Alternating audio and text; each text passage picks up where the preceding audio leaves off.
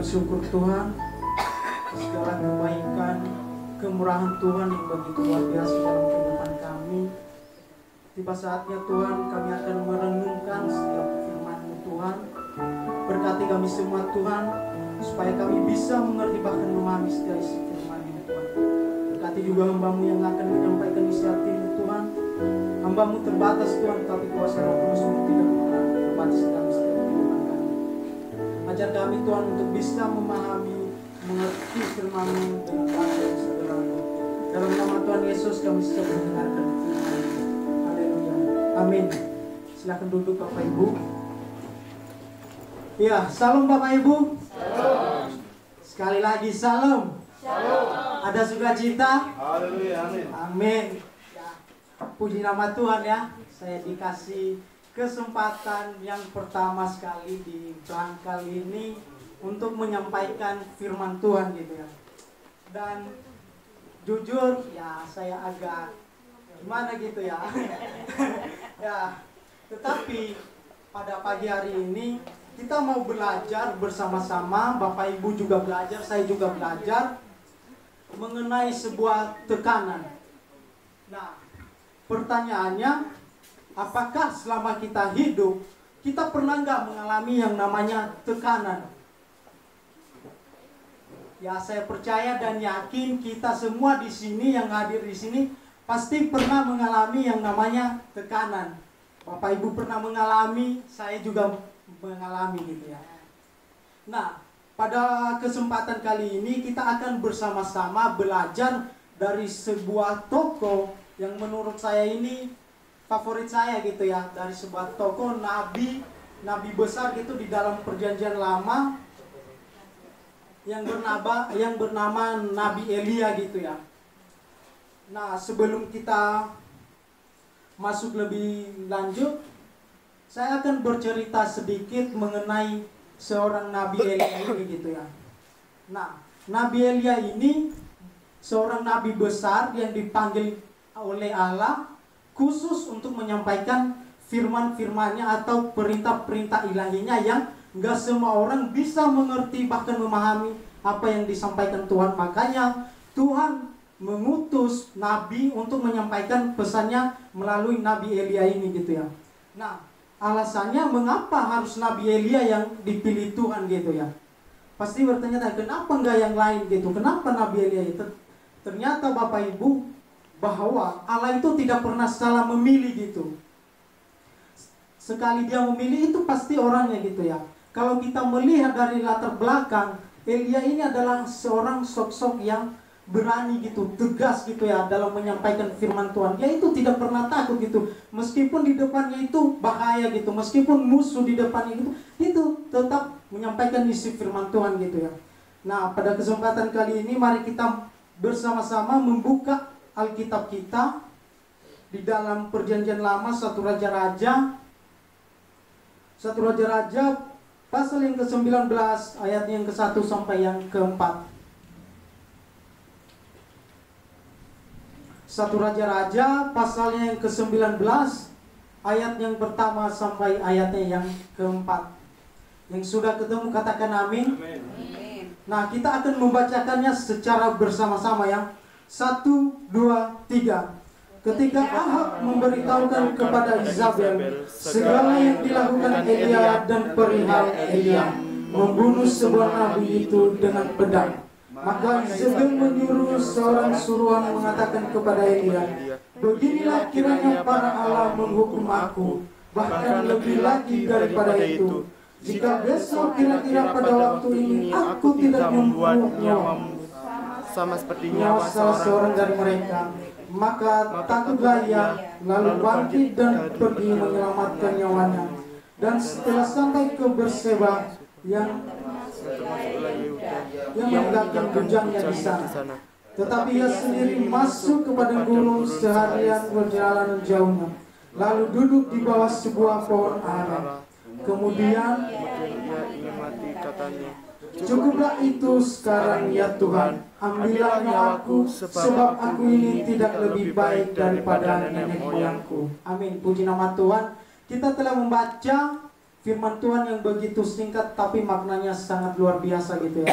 Amin ya Bapak Ibu ya.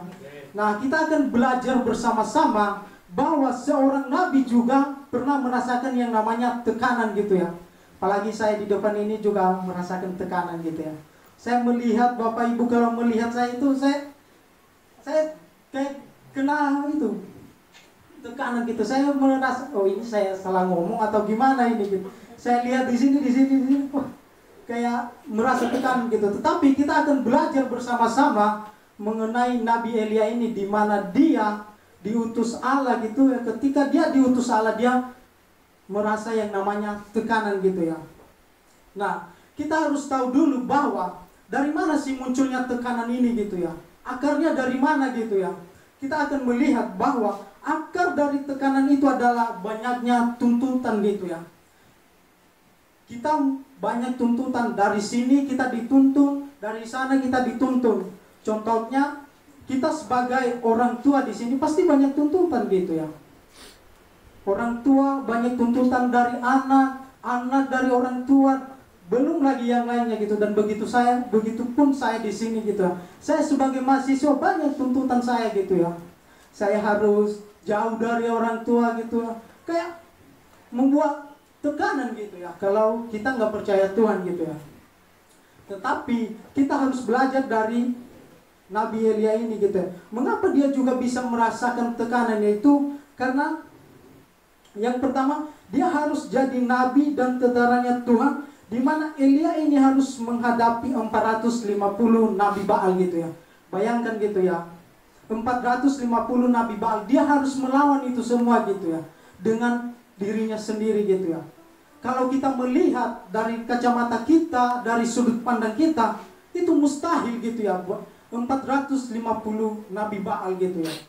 Dan kita tahu juga mereka itu bukan hanya seperti anak-anak gitu ya. Mereka juga badan-badannya itu besar gitu, ahli dalam berperang gitu ya. Tetapi ketika Tuhan telah menyampaikan pesan kepada Nabi Elia ini, apa yang terjadi? Dia bisa membunuh gitu ya. Dia bisa melawan gitu ya 400 Nabi Baal ini.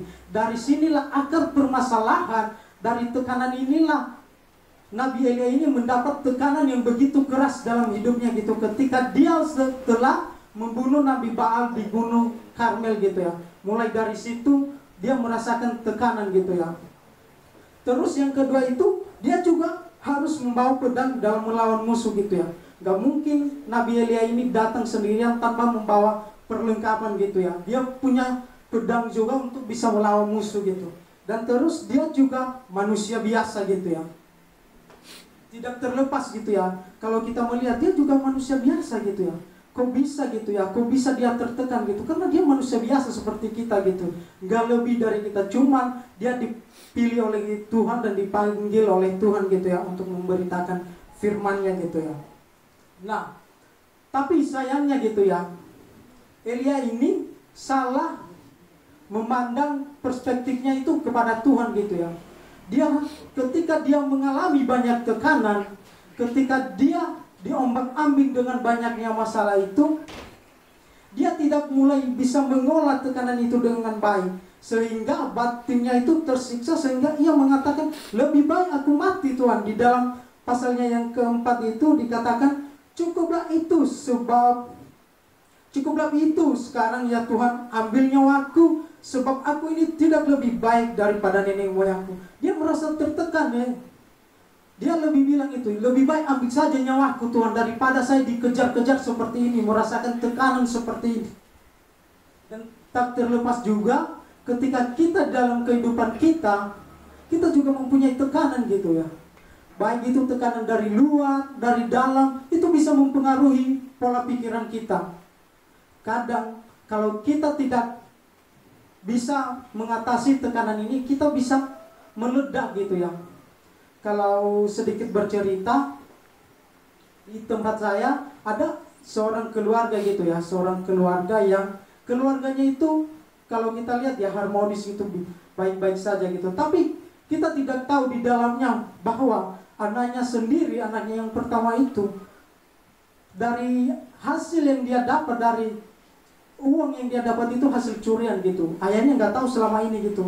dipikir anakku ya kerja gitu banyak mendapat. Tetapi ketika ayahnya mengetahui gitu ya, bahwa anaknya selama ini mencuri gitu, dia mendapat tekanan gitu. Seakan-akan itu tidak percaya gitu. Di mata orang lain mereka itu keluarga yang sangat baik gitu, harmonis gitu. Tetapi inilah yang harus kita belajar gitu ya. Ketika kita mempunyai tekanan ini, kita jangan buru-buru gitu ya. Kita jangan terlalu terfokus pada tekanan gitu. Kita coba kembali melihat lagi ya. Melihat lagi janji Tuhan gitu yang pernah disampaikan kepada kita gitu. Nah makanya kalau kita berbicara secara logika gitu ya, kalau nabi saja bisa tertekan gitu, apalagi kita gitu ya. Apalagi kita manusia biasa yang saat ini gitu merasa tertekan gitu ya. Saya tidak mengatakan bahwa kita tidak boleh tertekan gitu. Kita boleh tertekan tetapi tidak boleh hidup dalam ketekanan batin kita itu, karena itu sangat menyiksa gitu.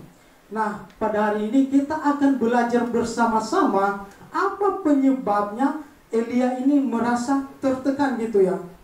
Pasti ada gitu penyebabnya, nggak mungkin Elia ini merasa tertekan tanpa ada penyebabnya gitu. Kita sama-sama baca di dalam ayatnya yang ke-9 sampai ayatnya yang ke-10. Biar saya bacakan sendiri. Firman Tuhan berkata begini, di sana masuklah ia ke dalam sebuah gua dan bermalam di situ. Maka firman Tuhan datang kepadanya demikian, apakah kerjamu di sini, hai Elia? Jawabnya, aku bekerja segiat-giatnya bagi Tuhan Allah semesta alam, karena orang Israel meninggalkan perjanjianmu, meruntuhkan mezbah-mezbahmu dan membunuh nabi-nabimu dengan pedang. Hanya aku seorang dirilah yang masih hidup dan mereka ingin mencabut nyawaku. Nah inilah akar yang menyebabkan Elia ini merasa tertekan gitu ya. Seperti yang saya tulis di sini, dia merasa sendirian gitu ya. Ini yang bahaya gitu ya. Dia merasa sendiri, dia seakan-akan tidak percaya lagi kepada Tuhan gitu, bahwa ada banyak janji Tuhan yang telah Tuhan berikan kepada dia. Lupa gitu. Di pikirannya itu, oh ada banyak gitu nabi-nabi yang ingin membunuhku, karena tinggal aku seorang nabi gitu ya. Banyak nabi yang ingin mengincar nyawaku gitu. Ini dia merasa sendirian, seakan-akan orang sudah gak ada lagi gitu ya. Nah ini yang paling berbahaya gitu ya Bapak Ibu ya, ketika kita masih sendirian gitu ya. Saya juga masih sendiri gitu ya untuk sekarang ini. Nah tetapi maksudnya bukan sendiri punya pasangan gitu, tapi ada kalanya kita itu merasa sendiri gitu ya. Saya nggak tahu Bapak Ibu pernah merasa sendiri, meskipun itu kita itu di tengah keramaian gitu, tapi kita kayak merasa sendiri gitu, nggak ada yang mempedulikan gitu. Baik di rumah, di keramaian, kita merasa sendirian gitu ya. Dan ini sangat berbahaya gitu ya. Karena ingat, di saat engkau sendiri, disitulah setan leluasa bekerja dalam dirimu. Sehingga pada saat Elia merasa sendiri, dia merasa ketakutan dan melupakan semua janji Tuhan. Inilah Elia gitu ya. Dia itu ketika sendiri, ketika dia merasa dirinya sendiri itu, setan itu mulai mencari-cari gitu ya. Setan itu mulai menggoda gitu ya. Ah gak usah ngikutin cara Tuhan gitu, mending kamu sembunyi saja gitu ya. Dan gak tertutup kemungkinan ketika kita sendirian juga Tuhan bisa bekerja buat diri kita gitu ya. Kalau boleh berbicara sedikit, kadang saya merasa sendirian di CP itu di sana. Saya kadang juga merasa takut Bapak Ibu ya. Jangan pernah berpikir saya nggak pernah takut. Saya pernah merasakan takut gitu. Tetapi ketika saya merasa takut itu, saya mau tidur aja gitu, nggak peduli gitu ya. Ada kalanya gitu, waduh, tertekan kok kayak merasakan banget gitu ya. Ada kalanya juga meskipun ya biasa-biasa aja gitu ya.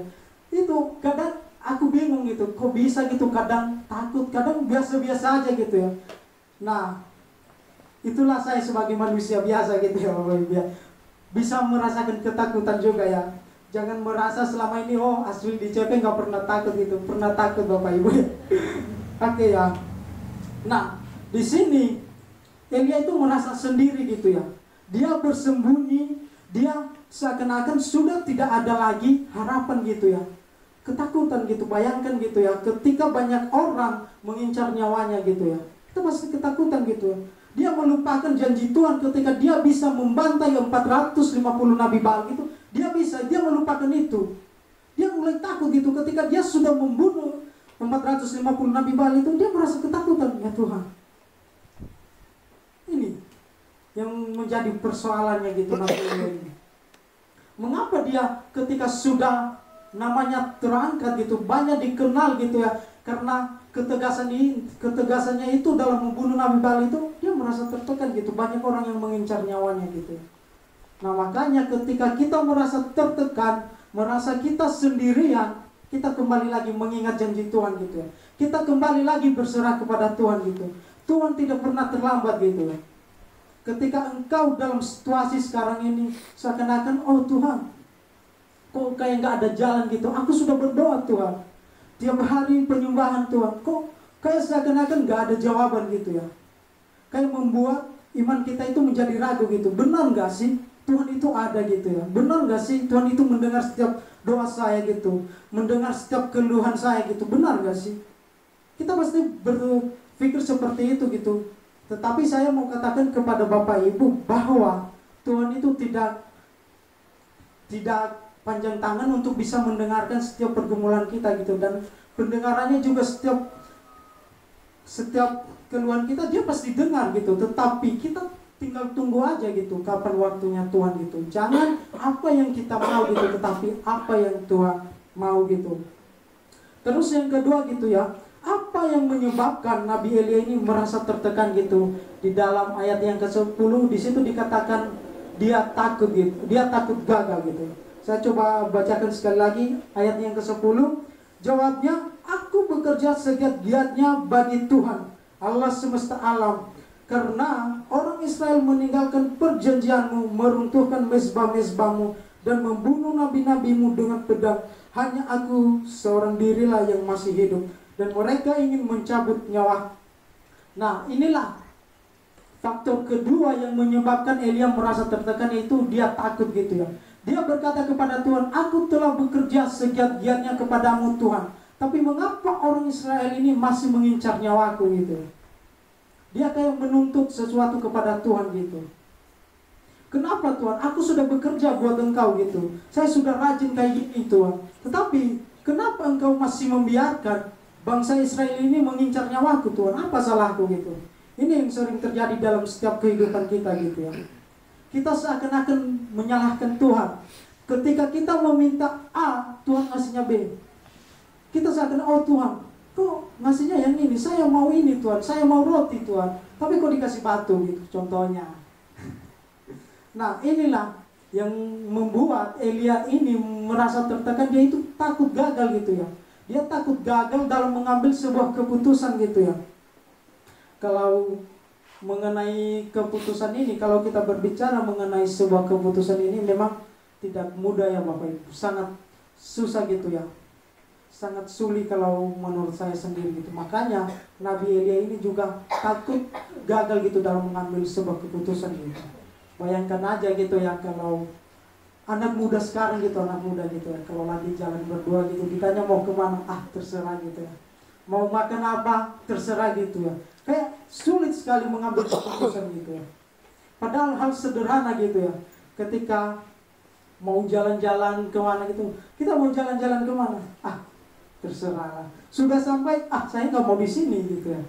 Nah itu bagi anak-anak muda gitu ya. Tetapi kalau bagi kita semua di sini, saya percaya dan yakin kita pasti berani gitu ya mengambil keputusan gitu ya, meskipun kadang keputusan yang kita ambil itu nggak sesuai realita gitu ya.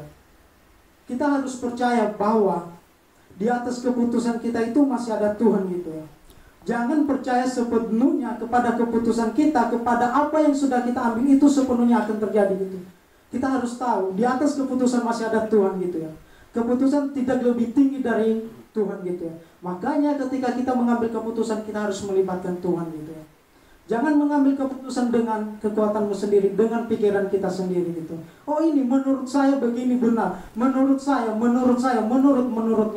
dia tidak melihat kacamata orang, menurut dia sendiri gitu. Dia tidak melihat kacamatanya Tuhan gitu.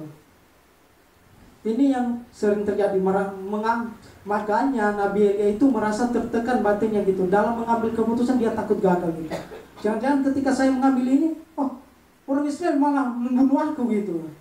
Ketika saya ambil ini, malah makin parah gitu Tuhan. Gimana ini Tuhan? susah ini Tuhan untuk mengambil keputusan gitu. Dia merasa gagal di situ gitu. Tetapi saya mau katakan, mengambil keputusan itu memang sangatlah sulit karena kita takut gagal. Tetapi orang yang takut mengambil keputusan adalah orang yang sombong, karena dia merasa keputusannya itu di atas segalanya. Tetapi kalau kita mau jujur, yang menentukan keputusan itu adalah Tuhan. Jadi jangan takut untuk mengambil keputusan gitu ya. Kadang kita itu dalam mengambil sebuah keputusan itu sering kali itu ya takut gitu ya. Saya sendiri dalam pribadi saya sekarang masih ya namanya takut mengambil keputusan gitu ya. Seringkali ditawarin nanti kalau sudah lulus ini mau lanjut apa enggak gitu. Saya kayak bingung gitu. Gimana saya mengambil keputusan gitu ya. Mau lanjut ini atau mau balik ini atau berhenti saja ini. Kayak bingung gitu ya. Saya gimana ini Tuhan. Tapi saya bertanya menunggu waktunya Tuhan saja gitu ya. Di mana Tuhan menentukan gitu, di mana Tuhan menempatkan gitu. Tetapi Nabi Elia ini kita tahu bahwa di dalam dia mengambil keputusan ini dia merasa gagal gitu, makanya dia nggak berani mengambil keputusan gitu. Nah, di situ dikatakan bagaimana kita bisa mengolah tekanan gitu ya. Ketika kita mendapat tekanan dari luar tadi, tekanan dari dalam, kita mempunyai bagaimana kita bisa mengolah tekanan itu, yaitu memiliki pandangan yang benar gitu. Kalau pandangan kita salah maka semuanya akan salah gitu. Nah ini gitu ya. Ketika kita sudah mempunyai tekanan, kita mengolah gitu ya. Bagaimana kita mengatasi masalah ini gitu. Kita jangan, pandangan kita itu nggak boleh salah gitu ya. Jangan salah berpandangan gitu ya. Kalau saya di atas ini, pandangan saya terhadap Bapak Ibu dan pandangan Bapak Ibu kepada saya itu berbeda gitu ya. Coba kalau saya melihat pandangan saya kepada Bapak Ibu, saya melihat di sana ada yang duduk diam, padahal dia menghayati firman Tuhan gitu. Saya tidak tahu gitu ya. Ada yang melihat saya tatapan tajam, saya kadang ini saya salah ngomong atau gimana ini. Beda gitu pandangan gitu. Tetapi saya tidak mau gitu ya melihat pandangan kita yang tahu gitu pandangan kita bagaimana gitu. Ada yang main HP, tak kira dia main game sih, tetapi mencatat firman Tuhan gitu. Kita tidak tahu gitu ya. Nah makanya jangan salah untuk berpandangan gitu ya. Makanya Nabi Elia ini salah pandangannya gitu terhadap Tuhan gitu. Makanya dia merasa ketakutan gitu ya. Seakan-akan sudah tidak ada Tuhan gitu. Pertolongan Tuhan pada awalnya aja gitu sudah tidak ada lagi gitu ya. Nah makanya kita harus samakan pandangan kita dengan kacamatanya Tuhan gitu ya. Jangan melihat sesuatu itu dengan pandangan kita gitu ya. Karena pandangan kita itu manusia biasa gitu, bisa salah gitu ya. Tetapi ketika kita melihat dari pandangannya Tuhan, pastinya itu semuanya mendatangkan kebaikan gitu ya. Nah terus yang kedua itu bagaimana caranya kita punya pandangan yang benar gitu ya. Harus pakai kacamatanya Tuhan yang saya bilang tadi. Karena melalui kacamata Tuhan, apapun yang terjadi dalam hidup kita pasti mendatangkan kebaikan. Jangan fokus kepada yang buruk. Buruk karena tiap situasi selalu ada baik dan buruk gitu. Itu tidak terlepas gitu ya dalam kehidupan kita. Di dalam setiap apa yang kita lakukan itu ya cuma dua hal ini, baik dan buruk gitu ya. Tidak ada semuanya itu ketika kita melakukan baik semua, nggak ada. Dan nggak ada juga ketika kita melakukan satu buruk semua, nggak ada itu. Ini yang terjadi itu baik dan buruk gitu. Cuma dua ini nggak terlepas gitu. Nggak ada yang sedang-sedang aja, yang sedang-sedang saja. Nah, makanya ketika kita mempunyai masalah, saya percaya Bapak Ibu pasti mempunyai masalah masing-masing. Saya juga mempunyai masalah sendiri gitu ya. Tetapi kita coba lihat lagi gitu. Kita melihat kembali ke belakang gimana kebaikan Tuhan gitu ya kepada diri kita gitu, dimana Tuhan telah menolong kita dari dulu gitu sampai sekarang gitu. Kalau dulu kita pernah merasa saya tidak mampu Tuhan, tapi kita sampai sekarang bisa gitu. Kalau sekarang kita bisa saya bisa Tuhan. Kembali lagi kita melihat kebaikan Tuhan dari belakang gitu, dimana Tuhan mengangkat kita dari tempat yang rendah, Dia mengangkat derajat kita gitu.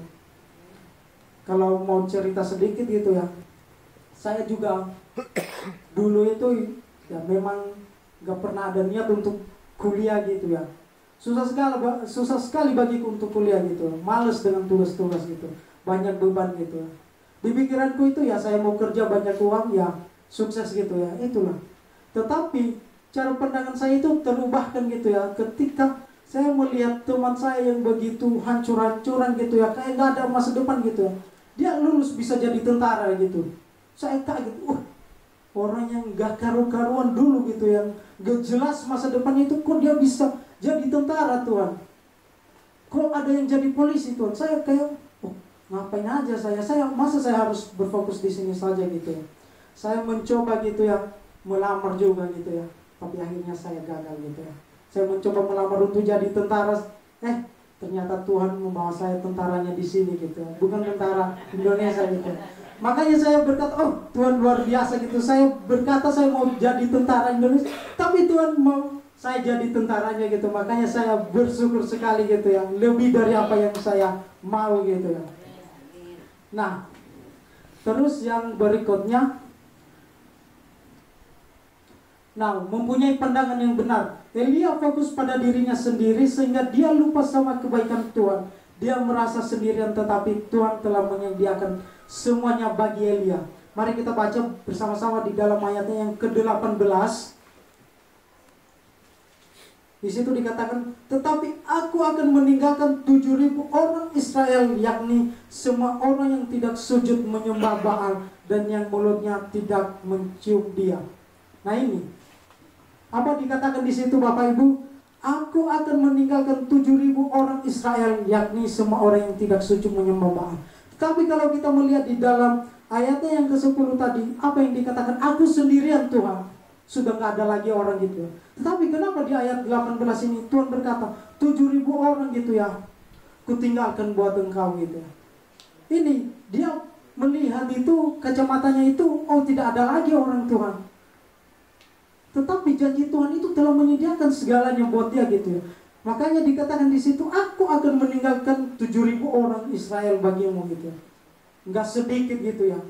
Makanya kalau tiap hari, kalau sekarang ini kita merasa, Tuhan, kok saya sendirian Tuhan. Kok saya merasa gak ada yang memperhatikan Tuhan. Kok saya melakukan ini serba salah Tuhan. Kita coba melihat lagi, jangan kita melihat cara pandang kita itu, cara kacamata kita itu seakan-akan gak ada lagi yang peduli sama kita gitu. Ini yang dialami Elia ini. Saya tinggal sendirian Tuhan. Mengapa engkau meninggalkan saya? Bahkan mereka mau mengincar nyawaku Tuhan. Tetapi kita lihat pada akhirnya bahwa janji Tuhan itu tidak pernah terlambat gitu ya. Dia dikatakan di situ, aku akan meninggalkan 7.000 gitu, bukan hanya sedikit gitu ya. Dia enggak berkata pun ada 10 orang ini. Ini 7.000 gitu, bayangkan gitu ya, kebaikan Tuhan padanya gitu ya. Makanya kalau kita merasa hari-hari ini kita merasa sendirian, coba kita lihat lagi gitu ya. Apa sih maksud Tuhan dalam kehidupan saya gitu ya. Mengapa saya harus bisa mengalami tekanan seperti ini? Kenapa saya harus jatuh bangun Tuhan? Apa yang salah dalam diriku Tuhan? Ini yang sering terjadi. Kadang kita itu nggak pernah merasa bersalah gitu ya. Kita merasa paling benar gitu. Apalagi kalau kita udah ke gereja gitu, kita merasa paling benar. Ya mungkin di sini nggak ada gitu ya. Di STTI banyak gitu. Ketika mereka setelah beribadah gitu, mereka udah menghakimi orang gitu. Nggak datang ke chapel tadi ini, pasti banyak dosanya gitu. Belum tentu orang yang datang ibadah itu dia pun fokus gitu ya. Bahkan ada yang main games itu, chat-chatan gitu, nggak tahu, putar-putar HP aja gitu, ada paket atau enggak gitu, kita nggak tahu gitu ya. Tetapi di sini saya mau katakan gitu ya, kita harus mempunyai pandangan yang benar gitu ya. Jangan sampai kita seperti Elia ini, dia fokus pada dirinya sendiri gitu ya. Sehingga dia lupa itu sama kebaikan Tuhan. Dia merasa sendirian, tetapi Tuhan telah menyediakan semuanya baginya. Makanya dikatakan Elia harus diingatkan karena Tuhan selalu menyertai dia. Kita juga perlu diingatkan. Kita manusia biasa gitu ya. Kadang ketika kita jatuh bangun, kita perlu diingatkan gitu.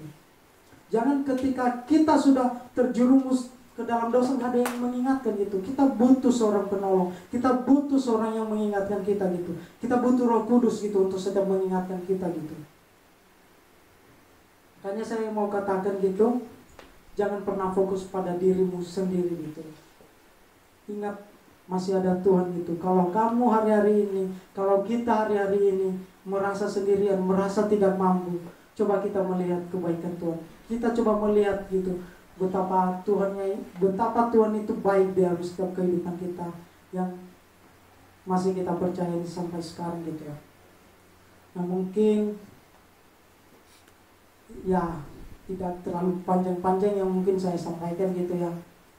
Biarlah kita juga bisa belajar dari sebuah tokoh dalam Alkitab ini, dari Nabi Elia ini kita bisa belajar mengambil sebuah gitu, sesuatu yang baru ketika Elia saja mendapat tekanan yang begitu luar biasa gitu ya dari bangsa Israel yang ingin membunuhnya gitu. Kita coba melihat juga gitu ya kebaikan Tuhan yang telah ada di dalam kehidupan kita gitu ya. Kita coba melihat bahwa Tuhan itu tidak pernah terlambat gitu ya dalam menolong kita gitu. Kadang apa yang sulit gitu, apa yang kita mau ini Tuhan tidak ngasih gitu ya. Tapi kita harus berkata, apa yang Engkau kehendaki Tuhan, aku mau gitu. Makanya kalau hari-hari ini kita melihat bahwa banyak anak-anak Tuhan, bahwa banyak hamba-hamba Tuhan mengatakan, saya percaya Yesus, saya cinta sama Yesus gitu. Tapi kita melihat perilakunya itu tidak sesuai dan tidak menggambarkan seperti yang dikatakan gitu ya. Ini yang susah gitu ya. Dia mengatakan saya cinta Yesus, tapi dia susah melupakan kesenangannya di dalam dunia ini. Dia susah meninggalkan kesenangan-kesenangannya gitu. Makanya mengapa hari-hari ini banyak anak muda gitu ya percaya Yesus, cinta Yesus, tapi mereka tidak melepaskan dosa mereka, main games dan judi segala macam itu susah mereka lepaskan gitu. Padahal kalau kita tanya cinta Tuhan, oh rajin gereja, pelayanan gitu. Tapi kenapa mereka susah melupakan kenyamanan mereka di dunia ini? Ini karena satu, mereka sebenarnya tidak mempunyai pengalaman bersama Tuhan. Mereka tidak pernah merasakan gimana hadiratnya Tuhan itu. Mereka hanya tahu saya cinta Tuhan, saya percaya Tuhan, hanya sebatas itu. Tapi tidak pernah merasakan hadirat Tuhan itu seperti apa gitu.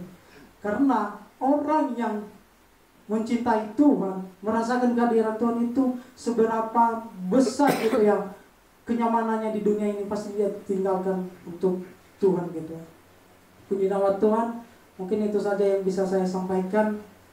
Mari kita bersatu dalam doa. Tuhan, kami mengucap syukur Tuhan atas setiap firman-Mu yang masih bisa kami dengar pada pagi hari ini Tuhan. Biarlah setiap firman-Mu yang sederhana ini Tuhan, kami mendapat sesuatu yang baru Tuhan. Kalau hari-hari ini kami banyak merasa tekanan Tuhan, ajar kami untuk tetap kuat Tuhan. Ajar kami untuk selalu mengingat kebaikan Tuhan yang begitu luar biasa dalam kehidupan kami, yang tidak pernah terlambat di dalam kehidupan kami Tuhan. Ajar kami Tuhan supaya tetap tekun Tuhan dalam bermisi Tuhan, dalam berfokus kepada-Mu Tuhan. Kalau akhir hari-hari ini Tuhan kami merasa sendiri Tuhan, kami mau belajar Tuhan bahwa Engkau selalu menyertai kami Tuhan. Dan biarlah firman-Mu yang sederhana ini Tuhan kami dapat mengerti, bahkan memahaminya dan melakukannya dalam setiap kehidupan kami Tuhan. Hamba-Mu telah selesai berbicara Tuhan, tapi kuasa Roh Kudus-Mu selalu berkarya di dalam setiap kehidupan kami. Dalam nama Tuhan Yesus kami telah berdoa mengucap syukur. Amin.